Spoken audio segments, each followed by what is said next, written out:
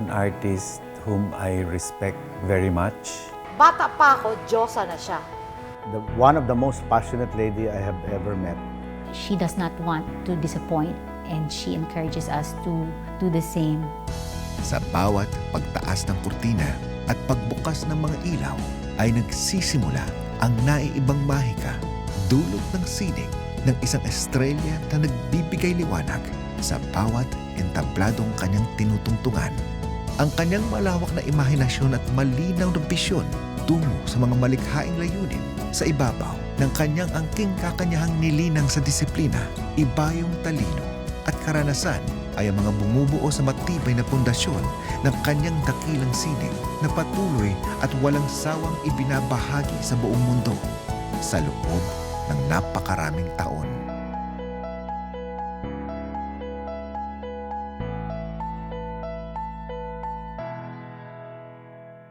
As the proponent and exponent and the initial promoter of modern dance, she was number one.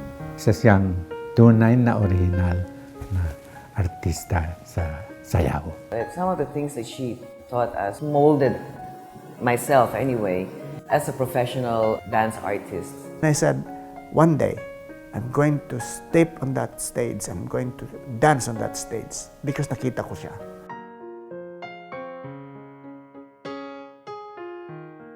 From the top,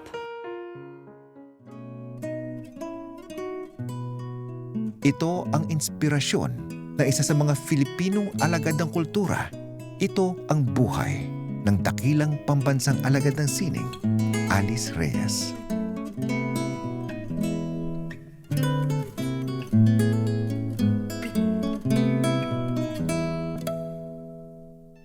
Ang kanyang matapang na paggamit sa kapangyarihan ng kanyang sining ay siyang nagsilang sa makabagong uri ng pagsayaw na naghawa ng landas di lamang para sa natuklas ng naiibang estilo at paghubog sa mga modernong konsepto, kundi pati na rin sa pagbukas ng mga pintuan upang makilala ng mundo ang galing ng mga Filipinong artista at yaman ng Filipinong kalinangan. Isang direksyon na kanyang nilandas at pinunlaan patungo sa mga dakilang layunin na hinangad higit pa para sa sariling pag-unlad. He was a probinsyano who came to Manila. Wow, ganito pala, may blackout pala. Dumidilim palang ilaw, tapos curtain open. Uy! Tapos biglang nag-ilaw. Uy, may tao na sa labas. Nagsayaw sila. Nagdumating na ang isang piyesa na istorya. So I was so enthralled. Sabi ko naman, so weird. Weird ang movement. Sabi ko naman, uy, ganda nito. That thing really impressed me.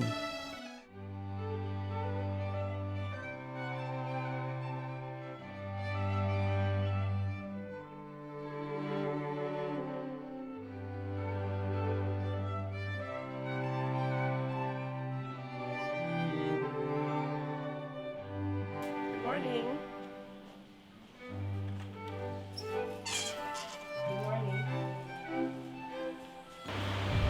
Good morning. Good morning. Hi. Hi, Mary.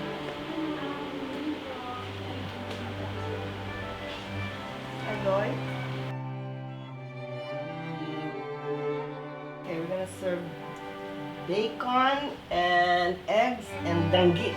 Where's the danggit? Isinilang noong ika-14 ng Oktubre, taong 1942, si Alice Reyes. Panganay sa 5 supling ng mag-asawang Ricardo Reyes, tinaguri ang ginoo ng katutubong sayaw ng Pilipinas, at Adoracion Garcia Reyes, isang pinagpipitagang maestra sa musika. My mother was a teacher at Philippine Women's University College of Music and Arts. My mother was very focused on making sure that her children got the best education. For her, that opened doors, and it did. Yung nanay niya, si Adoracion Reyes, ay pianista, musician, napakagaling din. We always sang, we played the piano, so kailangan mag-aral kami ng piano, mag-aral kami ng paintings. Papa also had a very fine hand. You know, he sketched. So pag nagpapasya kami sa Luneta or sa At the time, it was called Dewey Boulevard. We would spend time sketching. Si Mang Carding Reyes, yung tatay niya, Mr. Folk dancer yun during his time. So my father was the most graceful straight dancer as a bayanihan dancer. Very handsome. Father was a natural dancer.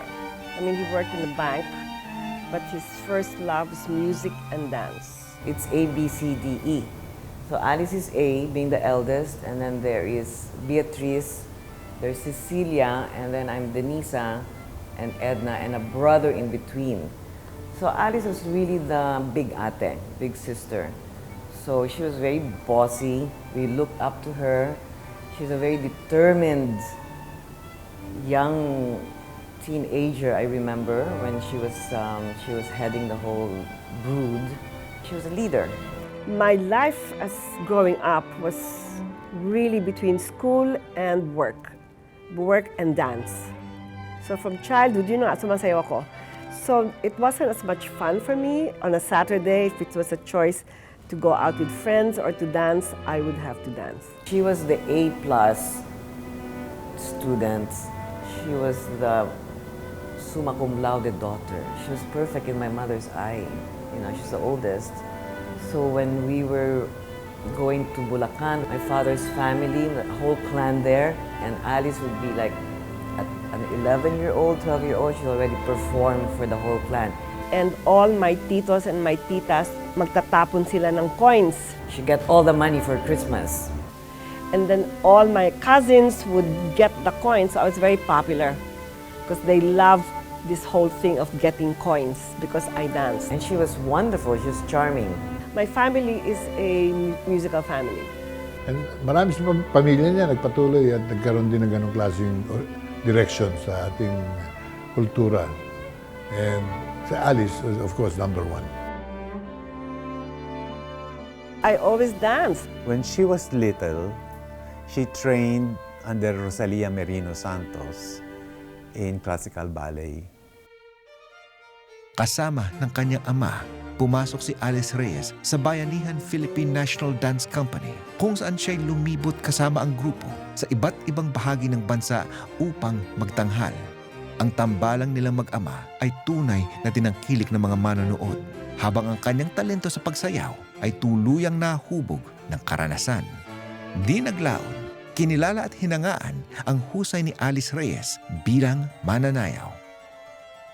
In 1957, the Bayanihan, which was started by PWU, organized this folk dance company they called Bayanihan, which is a wonderful, wonderful thing that came around.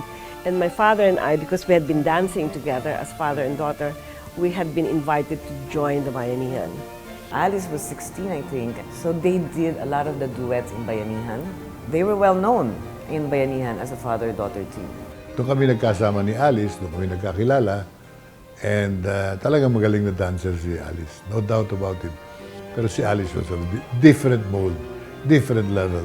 I knew it and I saw it in her. Naging sikat siya when she started to dance with her father. You see right away the talent of someone who is outstanding. Became a father-daughter team. They would dance. They would even have a dance troupe. Sometimes they would rehearse in their sala in Sampaloc. And Edna would watch them and follow them. And that, of course, opened up the whole world, not only for those of us in the Bayanihan, but it also opened the world's eyes to what the Philippines was all about. Hindi pa man nagtatapos ng pag-aaral, si Alice Reyes ay ganap ng profesional sa kanyang larangan habang nakatulong sa kanyang pamilya. It was really our growing up. She moved us from a small, very humble place in Sampaloc to a nicer, that Mandaluyong thing. She says, you know, we gotta have rooms for the girls, Mama. We can't have all four of them in the same room. Yung ganun ba? She just made sure that we grew up in a more civilized way. She had a goal for all of us to grow up in a better way, situation. I went back to Marino College and finished my Bachelor of Arts in Liberal Arts. And then at that time, I was doing television shows. In Marino College, studying college, at the same time she would perform with Bayanihan. and she would give her fees to my mother. Because at the time you had all these musical shows, so I would choreograph for those on a weekly basis. So I was studying and choreographing for 2 or 3 shows a week. I mean, so I was pretty busy dancing. And eventually, she was able to help my mother get us all to Marinol College and finish in a very expensive, exclusive Catholic school. But even then, my focus was to get masters in foreign affairs and history. So I was taking classes at Ateneo. I was going to be in foreign affairs and consular affairs. We wouldn't have done that without Alice. So we appreciate her also that way. She was my mother's anchor also, financially. Dancing was just something I did, I think. So she got exposed to Philippine dance, traditional, ethnic, Hispanic, folk dance. And then when she went to the United States to pursue her postgraduate degree in fine arts major in dance, she trained in contemporary dance, modern dance. Sa Estados Unidos, siya ay inanyayahan ni Hanya Holm, isang tinaguriang Big Four ng kilusan ng modernong sayaw upang mabihasa ito sa New York. Dito siya'y nagsanay sa ilalim ng mga tanyag na mananayaw at koreograpo. Tulad din ng Martha Graham, Merce Cunningham, Bessie Schoenberg, Alwin Nicolais, Murray Lewis, Henry Danton, at Robert Joffrey. Somebody whom we knew at the U.S. Embassy, who was the cultural attaché, had said to me, there is a scholarship that you can get if you want to go. And this was at the Colorado College in Colorado Springs. And it was a summer scholarship. So I said, sure, I'll go, you know. And that opened my eyes to maybe I should just accept the fact that I should be in dance rather than think that I can be an ambassador or something. I took the whole thing very seriously. That I went to New York, took classes with all the major schools, and then decided that perhaps I needed something more solid than going from one dance studio to another. So I looked around at colleges and applied for scholarships. And I got one from Sarah Lawrence. And I felt that I could still participate in all the fabulous theater and Broadway and dance and opera and musical life that Manhattan offered. No? So that's what I did. Nagpatuloy siya sa kanyang devotion sa stage, in dance in particular. Nagsanay siya rin sa modern dance, which at that time was not really commonly known. Alice, I would say, pioneered in that particular direction under the training of the dance masters of her time from New York. And so I did take up masters and got that. Kaya pagbalik niya rito, naging natural consequence na siya ang mamuno doon sa pinaka-buod ng modern dance sa Pilipinas. Bukod dito, pinagkalooban din ng scholarship si Alice Reyes ng John D. Rockefeller III Fund at ng Music Promotion Foundation of the Philippines. And then when I came back here, Mrs. Marcos had built this theater. And I had an invitation to go and see it. So I sat up there, I think it's balcony 1 or even balcony 2, and they had presented Dularawan. It was an amazing discovery that we had a theater that was so beautiful. This theater is first class. But the building was empty. They didn't have programs lined up. So I went to Miss Casilag and I said, I'm prepared to do a concert. Would you be interested? The idea of a modern dance concert. At the time, the chairman was Mr. Jaime Zobel, and Tita King was artistic director, I think. So the following year, in February 1970, she staged a first modern dance concert here at the CCP by a Filipino group. And she named that group Alice Reyes and Modern Dance Company. which was followed a few months after by a dance workshop, which attracted a lot of dancers, ballet dancers, folk dancers, theater artists. They all came here. So I trained them for almost 6 months in the modern dance idiom, because nobody had any training in the modern dance idiom, which I had taken up in the States. So that was the beginning of the modern dance, I think, the introduction of modern dance to Manila. Lito Atienza was my first manager for the Alice Reyes Modern Dance Company. I was with Alfredo Roses, advertising and public relations. We were handling the cultural center account. So that gave me a double pleasure of helping the cultural center in its mission, and at the same time helping a friend, Alice Reyes, to be promoted properly. And because it was so successful, he had said, well, why don't we take it on a tour? So we toured. We brought it down to the Visayas and to Mindanao and up north. And from then on, after that first presentation, naging tanyag na si Alice, na Pilipinas, na modern dance master, proponent, and expert. And then in 1974, when that group became a regular season performer here at CCP, they applied to be the resident dance company of the CCP. And they were renamed CCP Dance Company.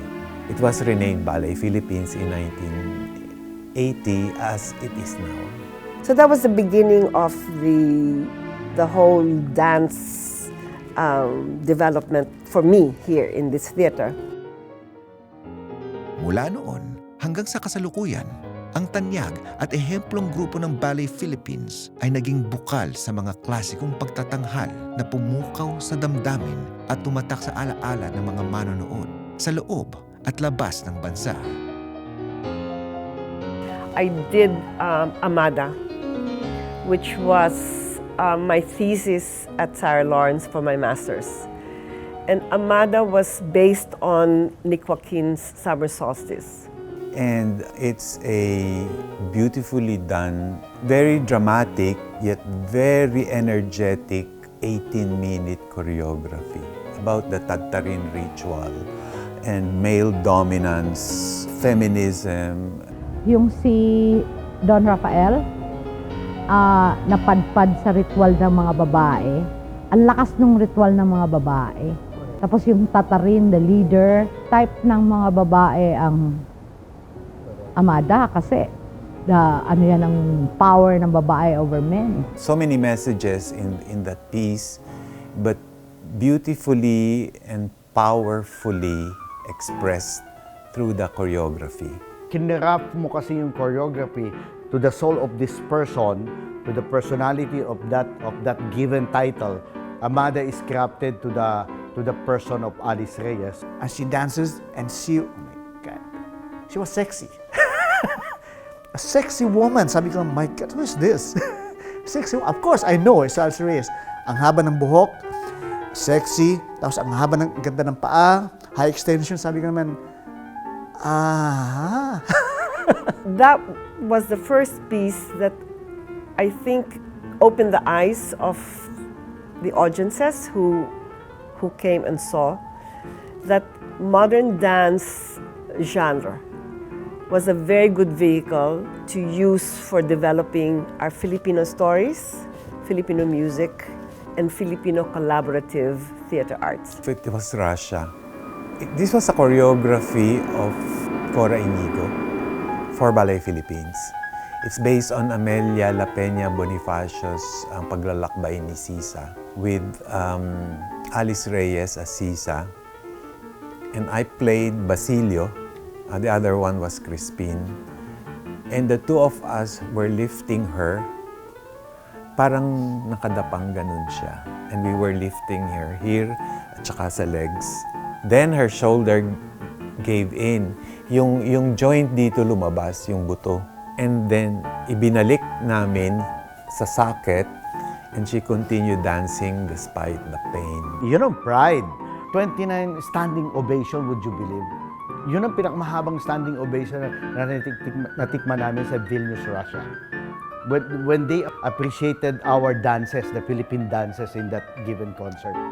And then everywhere we go, even to the remotest part of Russia, lahat sila, wow, this is so beautiful. And they really came again. Napupuno talaga yung theater, bumabalik talaga sila. Kasama na rito ang makahalagang kolaborasyon ng iba't ibang henyo mula sa iba't ibang larangan ng sining. Nagsanib puwersa upang makabuo ng mga klasikong obra maestra sa pangunguna ni Alice Reyes. Yung aking akda na ginawa niya ng sayaw, yung Tales of the Manuvu, ang CCP nag-assign sa kanya. Talagang kanyang likha yung sayaw ng Tales of the Manuvu. Medyo mahirap yung Tales of the Manuvu dahil Alice's suggestion, ibinase yon sa mga kwentong bayan ng mga Manobo sa Mindanao. Tales of the Manuvu, which was a work by music by Nonong Pedero, choreography by Alice Reyes, libretto by Bienvenido Lumbera. I like that piece. I danced in that piece. I was the contrabida. Tales of the Manuvo na una. And that was a rock concert. Ano yun siya? Pioneering. Na may singers, tapos ang dance. Nasa tabi ang singers. But the show, Tales of the Manuvo, was so innovative of the time. It was so trailblazing at the time. Na singers and dancers. So much so, na ginaya namin dito sa Davao. I think they're restaging it. Which is a challenge to me because I think I have to re-choreograph, and at this point where I can't dance like I used to is a challenge. So it's going to be very interesting. The other work is Itim Asu. I think that's another masterpiece. It's about the assassination of Governor Bustamante during the Spanish colonial period, based on Virginia Moreno's script. The music was done by Alfredo Tolentino. The set was done by Jaime de Guzman, the painter. Costumes were by Salvador Bernal. And based on Virginia Moreno's La Loba Negra, which he also took from an earlier piece. No? So that was also very successful because again, it's like, wow, atin ito. She was the first of a kind here in the Philippines to get into that integration of Filipino to a modern dance, integration of idea. One good example was that the Ramahari. It was a very big story because it was based on the Ramayana, and then she wove the dancing and the music and the design with a lot of good artists. So Miss Alice was able to put together a very enchanting piece of work, and actually it was very massive. Gimeri niya ang singer, nagsha-shadow na with the dancer. Si Rama, dancer, at ang singer nasa likod niya, kumakanta. So, nag-i-interact dalawa, ang dancers at ang singers. You see the story through the dance, you see the story through the set, but you also feel the story through the words and the music. It was just very enchanting. Alam mo, wala kang itutulak, itapon, kabigin sa mga nagawa ni Alice. All of that are gems. The likes of Ramahari, Tales of the Manuvu, Itim Asu, Amada, lahat, practically lahat, sobrang ganda talaga. Wala akong maisip na pwede kong sabihin na, ay, ito hindi masyado maganda, ay, ito hindi. Hindi.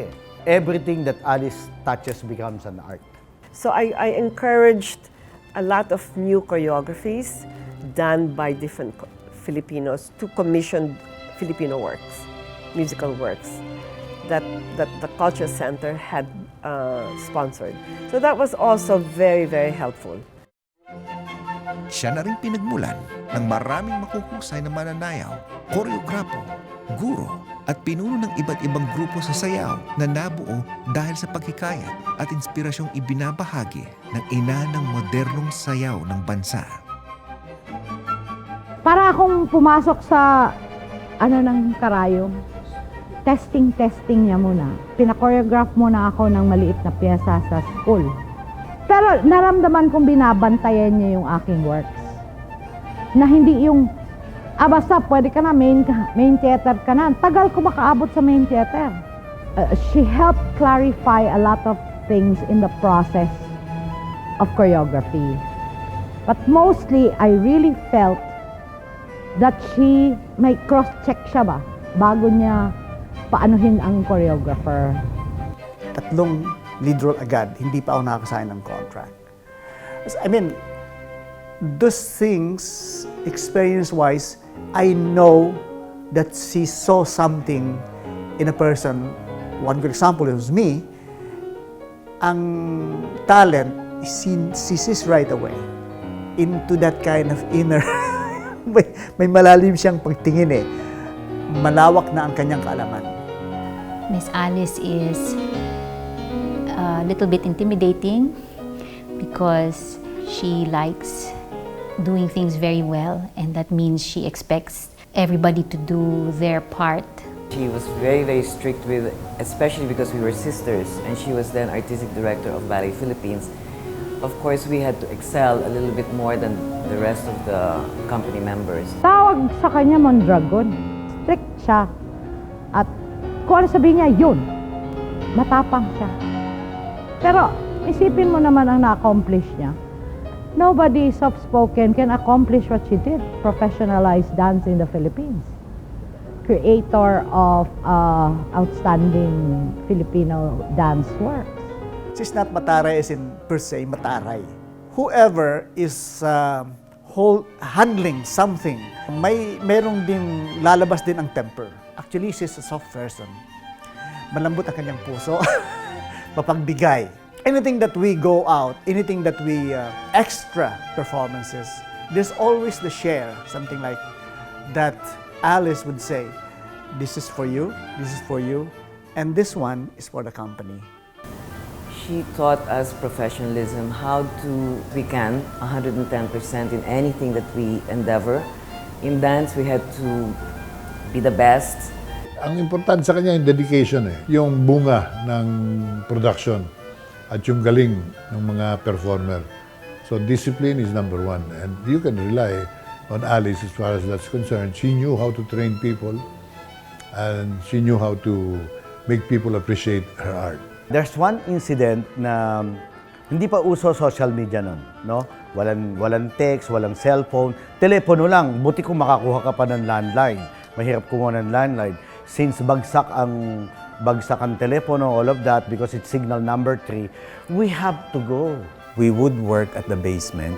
The CCP ballet studio is at the basement of this building. There wouldn't be any air conditioning, no lights, kasi brown out. We know that Alice is going to be there and that she will rehearse true enough, no? I remember crossing the Rojas Boulevard at signal number 3, yung payong ko nga bumaliktad na sa sobrang lakas ng hangin. Tapos basang-basa ka na. But when I enter the artist entrance ng CCP, madilim, syempre blackout, no? Pero I know there's light in the rehearsal hall, and true enough, Alice is there waiting with all the candles all around the rehearsal hall. At tapos nagpabili siya ng battery kasi tuloy ang rehearsal. She would push us, and because she had to finish the choreography or she had to rehearse and clean up the dance, it was hard, but we willingly worked with her. She demanded a certain kind of standard, and that she put into Ballet Philippines as well. That's why I think Ballet Philippines is one of the most successful dance companies. Isang pinuno at dakilang haligi ng sining na lumikha ng mga bagong direksyon at daan para sa makabagong pananaw, kontemporanyong estilo tungo sa pagpapaunlad ng Filipinong sayaw. That was the first presentation na ang ginamit na estilo ay modern dance. So hindi pa natin sigurado kung magpapalakpakan ng tao o uuwi. Dahil pag hindi nagustuhan ng audience yung presentation, pwedeng tumayo yun, umuwi anytime. Pero hindi, napako sila sa mga upuan nila dahil yung emotion and feeling of that particular show that she presented captivated the audience, and that's the reason why she continued on being recognized as the queen of modern dance in the Philippines. Yung kanyang idea here at the Ballet Philippines, here at the Cultural Center, advocacy niya is that the pursuant ang kanyang pagpapalawak ng kaalaman at appreciation ng kultura ng sayaw. Na-integrate niya yung Filipino story into the modern dance. Pinagsama niya at ikinikwento niya ng maganda. Ang maganda pa noon ay maganda ang presentasyon. The type of dances that Alice brought us is something that capture every audience kasi iba yung pagkaka-craft niya. May classic na siya. The Alice Reyes type of modern dance is something so beautiful na it extends. Parang kung papanoorin mo siya, parang nahihila yung soul mo. Sa kanyang paglalakbay tungo sa paghubog at paglinang ng kanyang sining ay kanyang binigyang kahulugan ang tunay na layunin ng isang Filipinong artista. Sa kanyang mga ipinunlang panahon, dedikasyon, kahusayan, kalidad ng profesionalismo at karanasan tungo sa pagpapaunlad ng Filipinong larangan ng sayaw. Training dancers, training choreographers, training teachers from the experience that she gave when they were company members. Ngayon, lumalawak. At saka yung value na nilabas niya when they were still dancing, nagagamit nila ngayon. Look at Ballet Philippines now. For nearly 50 years na siya. All these years, hindi kailangan i-prove ng Ballet Philippines na kailangan niyang patotohanan sa tao na magaling kami. No. Ballet Philippines will always be Ballet Philippines. The professional level of performing in Ballet Philippines will always be the same. Nandun siya sa international level. That's one. No? The kind of working etiquette na na-develop ng lahat ng mananayo doon starts from Alice. You know, nagte-transfer siya from generation to generation without Alice even saying a word. Yun ang iniwan na siguro legacy ni Alice. The kind of working condition will always be there. My mother instilled in me this teaching that talent is God-given, and if you are given that talent, it was a responsibility for you to develop it and to make sure that you stay with it and made it part of your life and that you shared it with as many as you can. So for me, I always felt that I needed to do this. I had, so it wasn't really a choice. Ang kanyang uliraning ehemplo ay nagsisilbing tanglaw at modelo di lamang para sa mga Filipinong mananayaw, kundi pati sa mga kulturang manggagawa. Ito ang kanyang kaganapan bilang isang esensyal at kumpletong artista, bilang isang tunay na alagad ng sining. I remember a policy sa Cultural Center. Nagbabayad ng super mahal ang mayayaman, yung mahihirap, piso ang general admission doon sa balcony. Nakareserba palagi yun sa mga mahihirap. Dahil sabi nga niya, walang saysay ang ating pagsisikap to promote culture, both international and local, kung ang mga mahihirap hindi kasali. To start with, ang works niya, karamihan talaga Philippinized, Filipino works. Pero ang aking pinaka-appreciate, she built a company that has become the institution for creating Filipino works, for choreographers, then up to now. Ballet Philippines, nag-e-encourage ng Filipinization eh. Parang feeling mo, pag choreograph mo pa, kailangan Pinoy. she did through her own efforts. With the help of us and the other people who helped Ballet Philippines professionalize the company by giving them a career. When I say giving them a career, the dancers a career, is that they can make a living out of being dancers. I think Ballet Philippines was the first one to give monthly salaries, stipends, etc. So that's a big achievement for Philippine dance. Ang legasiya na inaalay ni dakilang pambansang alagad ng sining Alice Reyes ay higit pa sa pagpapayaman ng Filipinong sayaw. Ang kanyang mga kulturang ambag sa kabuuan ay isang masagana at matatag na pundasyon para sa mga panibagong Filipinong pangarap at malikhaing mga layunin para sa kasalukuyan at sa susunod na salinlahi. Well, I think she always as a dancer and as a choreographer, she was able to elevate dance in a more contemporary way when she introduced collaborations between visual artists, Filipino composers. I think this is what we're still doing now, partnering with other disciplines as dance as the pivotal art form. She started that in the 1970s. I think if you look at her works, it's a pride inside of her as a Filipino to be able to bring out through dance our history. Well, the young ballet dancers look up to Miss Alice. They know that she's done so many works. They know how she started everything from scratch here in the CCP with Ballet Philippines. And the young artists respect her. They see her as somebody they would like to follow.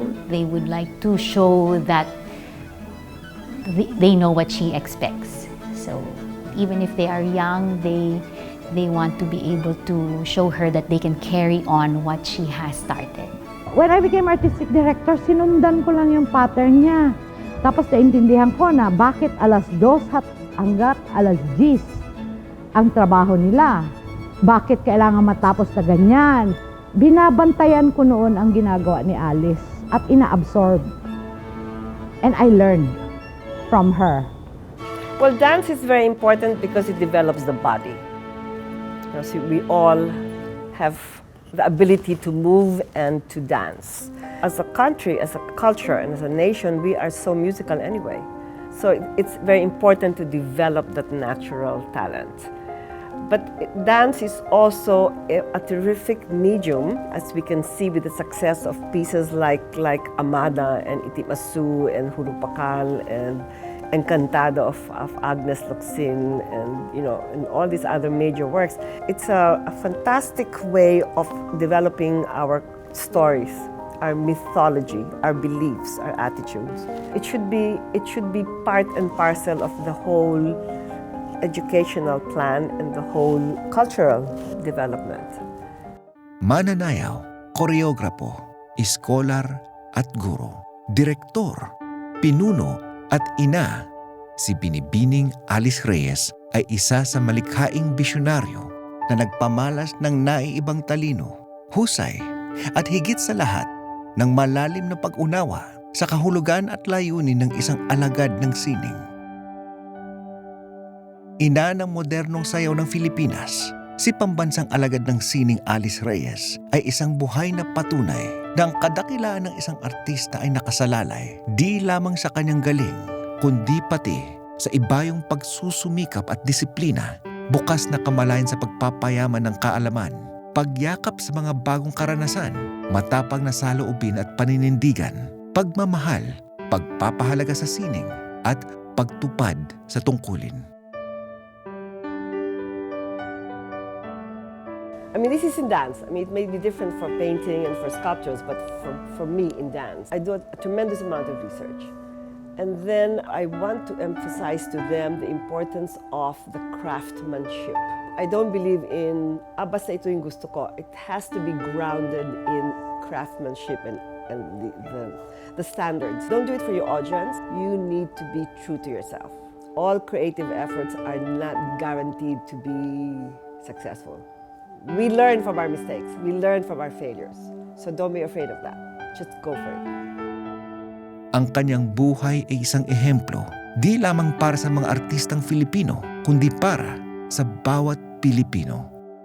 Yes, be proud of being a Filipino.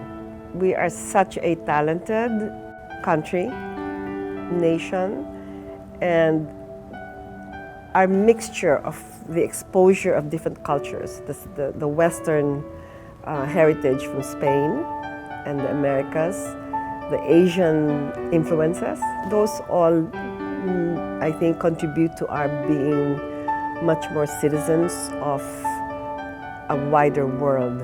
Expose yourself to as much as you can, but be very proud of being a Filipino. Again,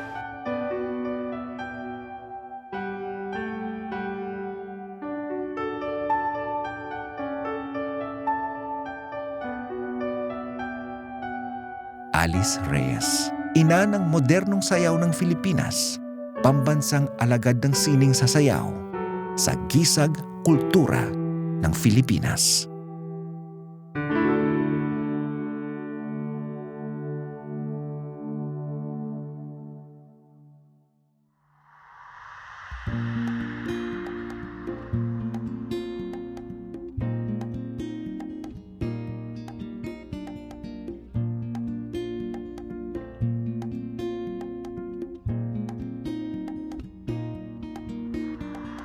Ako ay Pilipino, lahing matapang, lahing matalino, nalakbay ko ng mundo.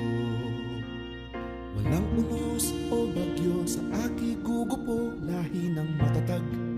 Ako ay Pilipino. Ako ay Pilipino. Ako'y makadiyos. Ako ay Pilipino. Ako'y makatao, saan man makarating, sino mang makapiling. Aangat ang galing Habang buhay, Filipino.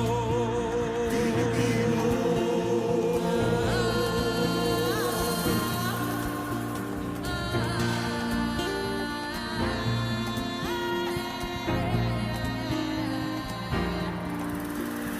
Itong ipagsandaang mga isla, magkakahiwalay ngunit nagkakaisa.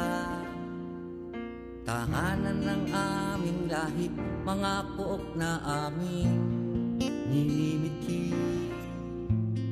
Puno ng kasaysayan, puno ng hiwaga. Sa mga lugar na ito nakatanim ang ugat ng pagka-Pilipino.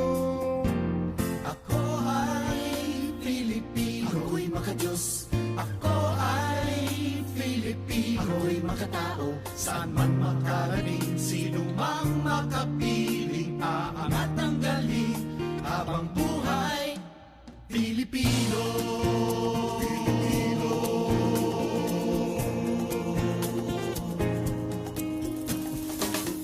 Kami ang lahing kayumanggi, mula sa bughaw na langit at dagat. Mula sa pulang animoy dugo, hinalo sa dilaw na araw at bituin. Yan ang kulay ng katatagan, yan ang kulay ng kagitingan, Buong tapang na sumisigaw, yan ang Pilipino.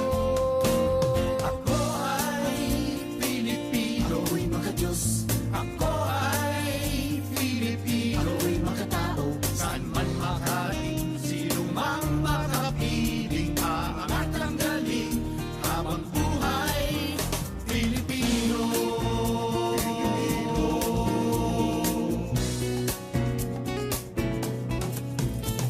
Ito may dala ng pagkakataon o sadyang binuot naging okasyon. Pagdiriwang ang aming kasiyahan, ipinagbubunyi ang kalayaan.